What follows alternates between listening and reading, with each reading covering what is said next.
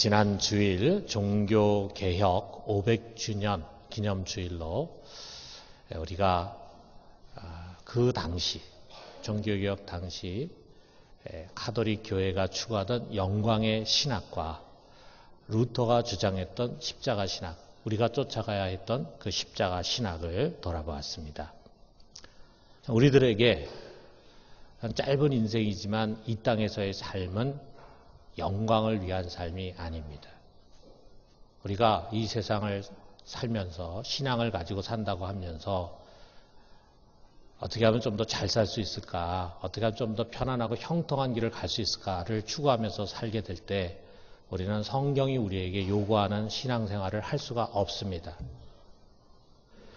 이 세상의 일시적이고도 값싼 영광과는 비교할 수 없는 영원하고 황홀한 영광이 다음 세대에 여러분과 저에게 약속되어 있습니다. 이 소망을 가진 그리스도인들은 이 세상에서 값진 고난을 감수해야 합니다. 그리스도와 함께하는 고난입니다. 여러분, 우리는 쉬운 삶을 살도록 부르심을 받은 자들이 아니라 위대한 삶을 살도록 부르심을 받은 자들입니다. 여러분, 한 사람 한 사람의 인생이 가치 없는 인생이 아닙니다. 하나님은 여러분을 위대한 삶으로 부르셨어요. 그리고 그 위대한 삶을 위해서 우리는 값을 치러야 합니다. 그 값을 치르는 삶에는 종종 고난이 따르게 되어 있습니다. 자, 이런 설교를 듣고는 왠지 마음이 무거운 분들이 있을지 모르겠어요. 어떤 이유와 목적에서건 고난을 당한다라고 하는 건 별로 유쾌한 일이 아닙니다. 마치 불행해진다 하는 말로 이렇게 들려져요. 그러나 여러분, 고난은 결코 불행이라는 것과 동일한 단어가 아닙니다. 고난이 하나도 없어요. 참 평안한, 형통하고 누구나 보기에 부러운 환경에 살아가고 있음에도 불구하고 불행한 사람들이 있습니다. 누가 보기에도 참 많은 고난을 겪고 있다 생각하는데도 불구하고 행복한 사람들이 있습니다. 우리 그리스도인들은 어떤 사람들이냐? 우리 그리스도인들은 고난 중에서도 행복한 사람들입니다. 왜 그렇습니까? 하나님의 사랑이 우리에게 넘치도록 부은 바 되었기 때문이에요. 과거형만이 아닙니다. 현재형입니다. 자기 아들을 아낌없이 우리를 위해서 내어주신 그 사랑을 하나님은 과거뿐만이 아니라 지금도 또 미래도 여전히 변함없이 우리에게 부어주십니다. 우리는 하나님의 사랑을 받고 있는 사람들이에요. 여러분, 우리 사람이 말이죠. 산의 진미를 매일 먹고 그리고 아주 좋고 화려한 옷을 입고 대골 같은 집에 산다고 해서 행복한 것이 아닙니다. 또 반대로 가난하고 병들고 고생한다고 해서 불행한 거 아니에요. 제가 한 예를 들어볼게요. 2005년에 SBS의 모닝 와이드라고 하는 프로그램인데 거기에 소개된 한 분인데 양혜월 씨라고 하는 이름을 가지신 여자분입니다. 그 당시에 나이가 약 60세 되는 분인데 그녀에 대한 표현이 이거 여러분 들어보세요. 깡마른 몸에 노랗게 뜬 얼굴, 비틀어진 목, 한눈에도 병색이 완연한 양 씨는 암 투병 중인 환자다. 건강했던 그녀는 11년 전 편도선암 수술을 받고 제 목소리를 잃었다. 턱 왼편을 잘라내고 목젖과 음판까지 제거해야 했다. 치아는 다 녹아버렸고 침샘도 말라 양 씨는 죽만 먹으며 살고 있다. 자, 우리가 이 글만 봐도 이 사람 참 힘들게 살아가고 있겠구나. 그런 생각이 들지 않습니까? 죽만 먹으며 살아야 되고 목소리도 내지 못하고 살아가야 합니다. 병들기 전에 건강할 때와 비교한다면 그녀는 지금 매우 불행한 사람이죠. 그렇게 돼야죠. 그런데 현실은 정반대였어요. 그녀는 이 병이 난 이후에 지금 너무 행복하게 살아가고 있습니다. 왜 그렇습니까? 무슨 일이 있었습니까? 병 나기 전에는요, 남편은 그녀에게 아주 차갑고 폭력적인 사람이었어요. 밖에서 사업을 하거나 장사를 하거나 하면서 받는 스트레스를 아내에게 집에 와가지고 다 쏟아부었어요. 폭언이라고 하는 것은 늘 있는 일이었고 종종 폭력까지 휘둘렀어요. 남편과의 결혼 생활이 하나도 행복하지 않았습니다. 그러다가 그만 그녀가 암으로 쓰러졌습니다. 의사를 찾아간 남편에게 의사가 이렇게 말했습니다. 도대체 어쩌다 아내를 이 지경까지 방치했습니까? 의사의 말을 듣고는 이 남편 홍 씨가 제가 죄인입니다. 제가요 하고 울부짖었어요. 정말 결혼한 이후에 27년 만에 처음 보는 남편의 눈물이었어요. 그 이후부터 그동안 그렇게도 자기를 함부로 대하고 학대하고 거칠었던 남편이 180도 변했어요. 그리고 마치 참회하듯이 따뜻한 사랑으로 아내를 돌봐주면서 아내에게는 둘도 없는 든든한 후원자로 변했어요. 자, 여러분 행복해 보입니까? 아니면 불행해 보입니까? 병이 그녀와 그녀의 가정을 불행하게 만든 것이 아니라 도리어 행복하게 만들었어요. 그녀가 이렇게 말했습니다. 목소리를 잃은 대신 잃어버린 남편 사랑을 되찾았어요. 더 이상 어떻게 행복할 수 있겠어요? 병 걸리기 전에는 죽고 싶었는데 이제는 오래오래 잘 살고 싶어요. 여러분, 이게 바로 사랑의 힘입니다. 돈과 집이 없어서 불행한 것이 아닙니다. 사랑을 받지 못해서 불행한 것입니다. 여러분, 부부라고 하는 것이 그렇잖아요. 우리 결혼할 때 어떻게 결혼합니까? 이 검은 머리 팥불이 되도록 사랑하겠습니다. 서로 서약합니다. 세상에서 어떻게 보면 가장 깊은 사랑을 주고받아야 할 관계인데, 그러나 시간이 지나면서 loveless, 사랑 없는 부부들이 너무 많습니다. 권태기에 빠지고 미움과 갈등, 더 나아가서는 아예 포기에, 자포자기에 빠진 부부들이 한둘이 아닙니다. 상대방의 과거의 잘못을 용서하고 덮지 못하고 꺼내고 또 꺼내. 서로 자기 마음에 들지 않는 성격이나 습관을 지적하고 핀잔합니다. 무시하고 또 무례하게 대하는 부부가 한둘이 아니에요.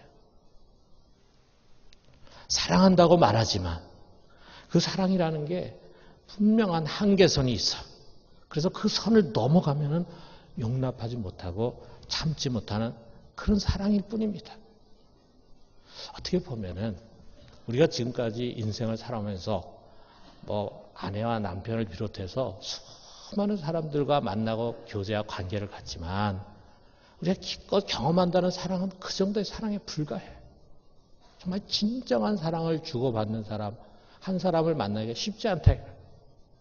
여러분, 만약에 그런 사랑이 아니라 누가 나를 지독하게 사랑한다면 정말 아무런 편견 없이 그리고 아무런 조건도 없고 이유도 없이 그냥 나를 있는 그대로의 모습으로 받아주고 나를 좋아해주고 나를 사랑한다면 아마 그 아가페의 사랑 앞에서 우리는 너무 행복할 것입니다.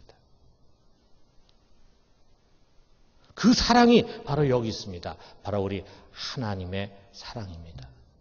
하나님은 정말 죄로 오염되고 너무 더럽고 너무 부패하고 너무 문제가 많은 약점투성이의 나를 있는 그대로 다 받아주셨습니다. 그 거룩하신 품에 이 더러운 나를 받아주셨어요. 그리고 나를 거룩하게 만들기 위해서 어떻게 하셨습니까? 자기 아들 독생자 예수 그리스도를 희생해 주셨어요. 나를 위해서 자기의 사랑하는 아들을 십자가에 못 박게 하셨어요. 그 지극한 사랑으로 여러분 하나하나를 사랑하십니다. 여러분 누구든지 그 사랑을 받을 수가 있습니다. 여러분 그 사랑을 갈망하십시오. 그러면 나도 모르게 그 사랑이 내 속에 부어지게 될 것입니다. 여기 앉아있는 사람들 모두가 처음부터 다 그 사랑을 확신한 게 아니에요. 교회 나와서 예배드리고 성역 공부하고 말씀 공부하고 하는 가운데 어느 순간에 마음의 문을 열 때 그 사랑이 내 속에 확신이 되고 내 속에 부어지더라 이거죠. 그리고 이제는 그 사랑으로 살아가는 거예요, 우리가. 여러분, 제가 독일에 오래 있었는데 이 독일이라는 나라는요, 날씨가 참 안 좋습니다. 우리나라는 참 날씨가 좋은 편이죠. 해를 보는 날이 많잖아요. 그런데 독일은 늘 흐립니다. 항상 하늘에 구름이 꽉 껴 있어요. 비도 자주 옵니다. 해보기가 어려운 나라예요. 자, 그러다 보니까 이렇게 흐리다가 어느 때 해가 쫙 구름 사이로 나와가지고 갑자기 환하게 햇살이 비칠 때가 있어요. 그러면은 그 흐리고 비 올 때는 거리가 조용했는데 갑자기 거리가 시끌시끌합니다. 사람들이 다 이제 나오는 거예요. 그 햇살을 좀 맞고 싶다고 나오는 거예요. 예, 여러분 우리가 얼마나 참 행복한 곳에 살고 있습니까? 밖으로 나와가지고 막 그 햇살을 만끽합니다.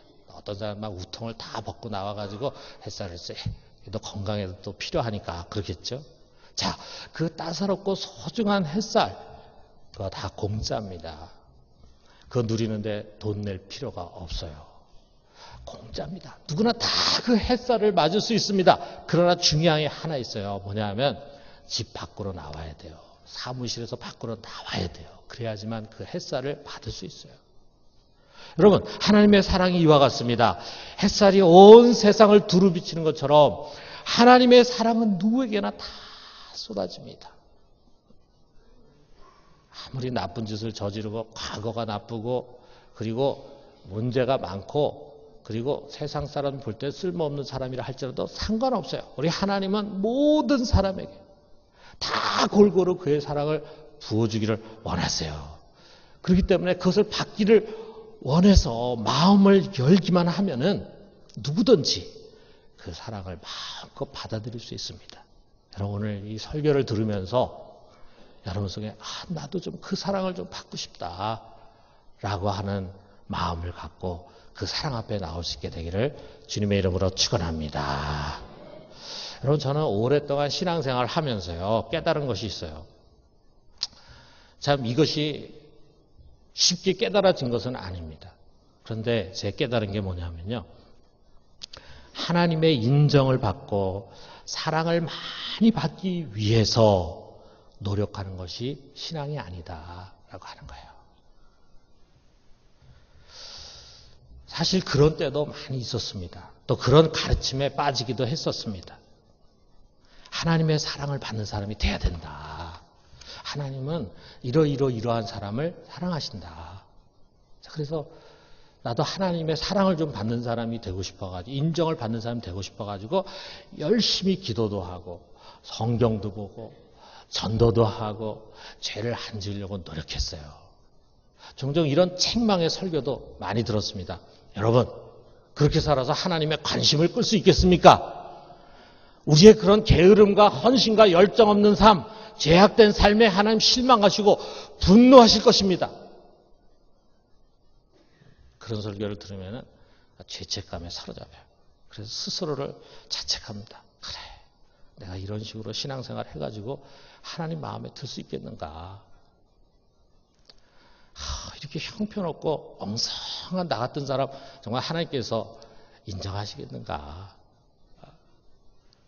근데 아주 특별하게 은혜를 받고 그리고 뜨겁게 기도했다고 느낄 때 이외에는 항상 하나님 앞에 자신이 없어요. 자신이 없어. 항상 하나님 앞에 뭔가 부족하고 못 미치고 하나님이 참 혀를 차면서 못마땅하게 생각하는 그런 사람이라는 인식이 내 속에 항상 있는 거예요. 거기다가 막 일이 틀어지고 생각지 못한 시련이 오면은 더욱더 움츠려듭니다. 그렇지 몽둥이를 드신 하나님을 연상하게 돼. 내 죄와 부족함에 대한 질책이라고 생각을 합니다. 여러분 레이첼 나오미 레벤이라고 하는 사람이 할아버지의 기도라고 하는 책을 썼는데 거기서 자기 어릴 때 경험을 이렇게 소개를 해요. 내가 시험에서 98점을 받았을 때 아버지는 항상 나머지 2점은 어디에 잃어버렸냐고 물으셨다. 어린 시절 내내 나는 잃어버린 2점을 찾기 위해 고군분투했다. 98점. 잘했잖아요. 그러면은 참 잘했다. 등 뚫리고 그래야 되는데 아마 이 레이첼의 아버지는 좀 완벽주의였던 것 같아. 그 레이첼에게 너 그 2점은 어디다 잃어버렸어. 이렇게 얘기하니까 어린 레이첼이 그 말을 듣고는 그 잃어버린 2점을 찾기 위해서 고군분투했다. 그렇습니다. 많은 신앙인들이 어떻게 보면 그 잃어버린 2점을 찾아서 평생 애쓰는 거예요. 평생. 그리고 하나님 앞에 항상 주눅 들어서 살아갑니다. 여러분, 아닙니다. 우리 신앙은 하나님의 사랑을 받기 위해서 노력하는 것이 아닙니다. 우리는 과거에도 그랬고요. 지금 역시 하나님의 사랑을 받을 자격이 없는 자들이에요. 여러분, 우리는 그가 원하는 조건에 전혀 미칠 수 없는 그런 사람들입니다. 우리가 아무리 경건하게 살고 아무리 죄안 짓고 살고 아무리 노력하고 애쓴다 해도요. 하나님 보시는 눈에는 거기서 거기에요. 그러나 그 하나님이 말이죠. 언제 나를 사랑하셨습니까? 내가 이처럼 지금 그나마 이렇게 신앙생활하고 목사로 살아가고 죄 안 지려고 애쓰고 하는 그런 사람일 때 날 사랑한 것이 아니라 내가 형편없는 죄인이었을 때 이 아무 자격 없는 나를 받아주시고 그리고 사랑해 주셨어요. 그럼 여러분, 신앙이라는 것이 무엇입니까? 하나님이 이미 무조건 부어주신 사랑, 지금도 무한히 부어주시는 그 사랑을 아멘으로 받고 마음껏 누리는 것입니다. 그것은 행위가 아니라 오직 믿음으로 가능한 거예요. 나 자신에 대한 믿음이 아닙니다. 내가 이만큼 신앙생활 잘하니까 자기 자신에 대한 신뢰가 아니에요. 하나님의 약속의 말씀에 대한 믿음이고 그의 인격에 대한 믿음이고 그의 사랑에 대한 믿음이에요. 여러분, 하나님의 사랑을 받을 수 있을 만큼 얼마나 경건해지느냐가 신앙의 능력이 아닙니다.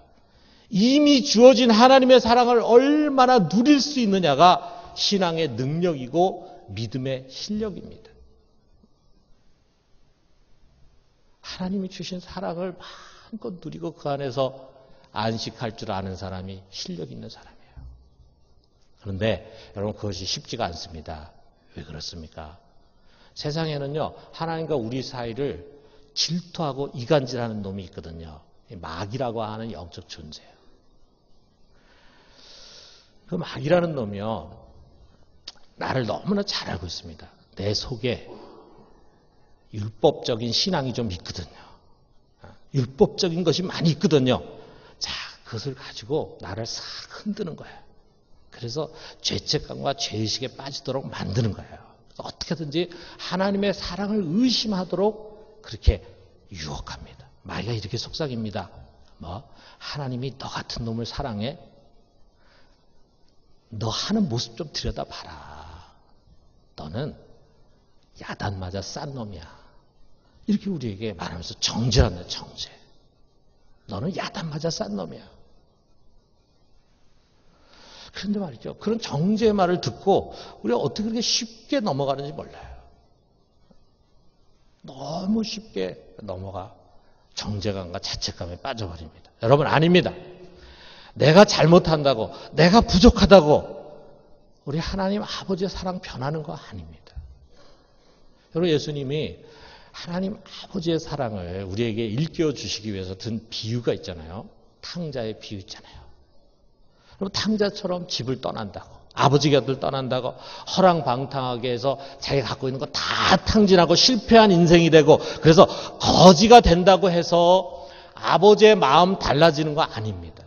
우리 하나님은 변함없이 항상 우리를 위해 주시고 의롭다 하시고 변화해 주십니다. 여기 33절에서 34절 상반절 보니까 누가 능히 하나님께서 택하신 자들을 고발하리요? 의롭다 하신 이는 하나님이시니 누가 정죄하리요? 여러분, 우리는 이 하나님의 말씀에 귀를 기울여야 돼요. 마귀의 소리가 아니라 이 하나님의 말씀을 우리는 들어야 합니다. 자, 그러면서 마귀는 말이죠, 또 이렇게 우리를 흔듭니다. 하나님 널 사랑한다고? 지금 너 사는 꼴을 좀 봐라. 그게 하나님 사랑하는 거냐? 사업 다 말아먹고 변변한 직장도 없이 그래서 돈에 매일매일 쪼들려 살아가고 있고 애들은 말썽 피우고 몸은 여기저기 아파오고 미래도 불투명하고 그런데 뭐가 하나님 사랑이냐? 뭐가 하나님 사랑이냐? 도대체 네가 말하는 그 하나님 어디 계신데? 자, 이런 말 들으면은요 정말 가슴 아프죠. 정말 그 말에 우리 귀가 솔깃해지죠. 정말 맞는 말처럼 생각이 되죠. 그래서 이런 이야기를 듣고는 너무 가슴이 아픈 시편 기자가 시편 42편 10절에 이렇게 고백합니다. 내 뼈를 찌르는 칼같이 내 대적이 나를 비방하여 늘 내게 말하기를 네 하나님이 어디 있느냐 하도다. 야, 그렇게 사는 모습을 보면서도 넌 하나님이 너를 도와준다고 지금 말하고 있냐. 말도 안 되는 소리 하고 있다. 네 하나님 도대체 어디 있는데. 여러분, 우리는 그런 속삭임을 들을 때 그 앞에서 이렇게 소리 질러 합니다. 사탄아 물러가라. 내가 잘 살고 형통한 것이 하나님의 사랑의 증거가 아닙니다. 여러분, 내가 돈을 많이 벌고 사업 잘해서 다른 사람보다 더 성공하고 그것이 하나님의 사랑이라고 착각하지 마세요. 그걸 하나님의 사랑의 증거라고 생각하는 사람은 사업에 실패하고 가난하게 되면 하나님 떠났다고 생각합니다. 하나님 더 이상 자기 사랑하지 않는다고 생각합니다. 여러분, 하나님의 우리에 대한 사랑의 증거는 십자가입니다. 십자가. 거기서 하나님이 자기 아들을 주셨어요. 그 이상 우리가 무엇을 더 증거로 찾으려고 합니까? 여러분, 나에게 찾아온 고난과 시련이 우리 하나님의 사랑이 멈춰진 표지가 결코 아닙니다. 도리어 우리는 이 말씀을 붙들어야 합니다. 35절에 보니까. 자, 우리 같이 한번 읽어봅시다. 누가 우리를 그리스도의 사랑에서 끊으리요. 환난이나 곤고나 박해나 기근이나 적신이나 위험이나 가리랴. 여러분, 우리가 믿음으로 살려고 할 때 좋은 일만 있는 거 아니에요. 우리가 큰 시련을 만날 수도 있고 괴로운 일이 찾아올 수도 있습니다. 믿음 때문에 박해받고 억울한 일을 겪을 수도 있습니다. 배고픔과 헐벗을 만큼 가난과 궁핍을 겪을 수도 있어요.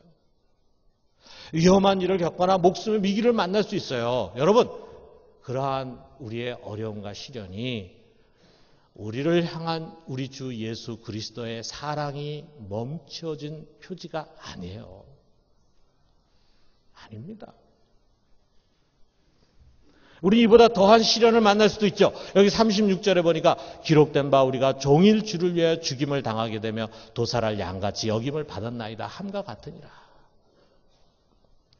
가정이나 직장이나 이 사회 속에서 주님을 증거하고 양심을 쫓아 살고 옳은 길을 가겠다고 결심할 때 내가 하나님의 마음에 들게 살아가니까 하나님 다 좋은 길 열어주시겠지. 여러분, 너무 그렇게만 생각하지 마세요. 우리가 그렇게 올바르게 살아간다 할지라도 항상 일이 잘 풀리는 것이 아닙니다. 도리어 종일토록 죽음의 위기를 만나고 도살할 양같이 그런 비참한 가운데 처할 수도 있습니다. 그러나 우리가 그런 많은 어려움과 시련을 만난다 할지라도 결코 낙심할 이유가 없어요. 왜? 사랑의 주님이 변함없이 여러분과 나를 붙들고 계시기 때문입니다. 여기 37절에 보니까 그러나 이 모든 일에 우리를 사랑하시는 이로 말미암아 우리가 넉넉히 이기느니라. 우리 같이 한번 읽어봅시다. 시작. 그러나 이 모든 일에 우리를 사랑하시는 이로 말미암아 우리가 넉넉히 이기느니라. 여러분은 이길 수 있습니다. 여러분에게 지금 수많은 고난과 시련과 어려움이 찾아와 있지만 여러분 반드시 그것을 이기게 될 것입니다. 왜? 여러분이 훌륭하고 여러분이 강하고 여러분의 능력이 있어서가 아니라 이 모든 일에 우리를 사랑하시는 이가 있어요. 그분이 우리와 함께 하시기 때문에 우리는 그것을 넉넉히 이길 수 있을 것입니다. 여러분, 우리가 지금까지도 참 다사다난한 인생길을 살아왔잖아요. 앞으로도 우리는 참 여러 다사다난한 인생길을 갈 것입니다. 뭐 좋을 때도 있고 어려울 때도 있고 형통할 때도 있고 큰 시련에 봉착할 때도 있겠죠. 그런데 여러분, 우리가 앞으로 살아갈 다사다난한 우리의 인생길을 앞두고 꼭 가져야 할 믿음이 있습니다. 여기 38절에서 39절에요. 내가 확신하노니 사망이나 생명이나 천사들이나 권세자들이나 현재일이나 장래일이나 능력이나 높음이나 깊음이나 다른 어떤 피조물이라도 우리를 우리 주 그리스도 예수 안에 있는 하나님의 사랑에서 끊을 수 없으리라. 할렐루야. 여러분, 그 이상 그 어떤 것도 하나님이 우리를 사랑하시겠다라고 한 그 의지와 결심을 꺾을 수가 없습니다. 나는 집사를 사랑하겠다. 하나님 결심하셨어요. 여러분 한 사람 한 사람에게 그 결심하셨어요. 그렇다면 그 결심을 누가 꺾을 수 있겠습니까? 무엇이 그 결심을 흔들리게 만들 수 있겠습니까? 어떤 것도 그 결심을 꺾지 못합니다. 죽음도, 마귀도, 세상 권세자들도, 지금의 일도, 미래의 일도, 그 어떤 것도 우리 주 그리스도 예수 안에 있는 하나님 사랑에서 우리를 끊어낼 수 없습니다. 어느 곳, 어느 순간, 어떤 상황에서건 내가 알 수도 있고 모를 수도 있어요. 내가 인정할 수도 있고 인정하지 않을 수도 있어요. 내가 믿을 때도 있고 믿음이 가지 않을 때도 있어요. 그러나 그와 상관없이 하나님의 사랑은 내 위에 끊임없이 부어지고 있다는 사실. 하나님의 말씀은 그것을 우리에게 증거하고 있습니다. 이것을 그냥 믿는 것이 아닙니다. I believe가 아니에요. 확신하라고 하는 것입니다. I'm convinced입니다. 페페이스마이라고 하는 말은 나는 믿는다가 아니라 나는 확신한다예요. 내가 확신하노니 여러분 바로 이 확신 이것이 바로 믿음의 실력입니다. 얼마만큼 이 하나님의 변화없는 사랑을 굳게 신뢰하고 있는가 그것이 그 사람의 믿음의 실력이에요. 여러분 이 말로 다 할 수 없는 하나님의 변함없는 사랑을 받고 있는 여러분 우리의 짧은 인생 그저 쉽게 사는 삶 포근하고 안이한 안락 의자에 팍 파묻혀가지고 사는 삶으로 허비하지 마십시오. 주님께서 우리를 부르신 위대한 삶에 도전합시다. 복음을 위해서 주님을 위해서 하나님 나라를 위해서 영원한 소망을 위해서 여러분 우리는 위대한 삶에 도전하도록 부르심받은 사람들입니다. 우리가 그것을 위해서 기꺼이 값을 치릅시다. 그것으로 인해서 오는 고난을 염려하지 맙시다. 우리를 사랑하시는 이런 말미암아 우리는 넉넉히 반드시 이기게 될 것입니다. 이 믿음과 확신을 가지고 이 어두운 시대 우리 주 예수 그리스도의 뒤를 따르는 참 제자로 살아갈 수 있기를 주님의 이름으로 축원합니다.